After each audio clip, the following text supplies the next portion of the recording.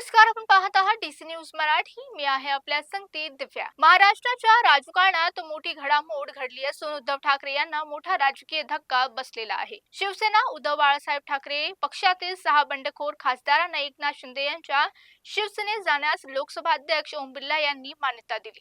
लोकसभा सचिवालयाच्या मंजुरीनंतर या 6 खासदारांच्या शिंदे गटातील प्रवेश अधिकृत झाला. या निर्णयानंतर लोकसभेतील शिंदे गटाची ताकद वाढून त्यांची खासदारांची संख्या 13 वर पोहोचली. शिंदे गटातील सामील झालेल्या खासदारांमध्ये संजय जाधव, संजय दिना पाटील, ओमराज निंबाळकर, नागेश पाटील आष्टीकर, संजय उत्तमराव देशमुख, भाऊसाहेब वांगचुरे यांचा समावेश आहे. यावर उपमुख्यमंत्री एकनाथ शिंदे यांनी प्रतिक्रिया देताना आमच्यावर विश्वास असल्यामुळेच लोक आमच्यासोबत येत आहे असं सांगितलं.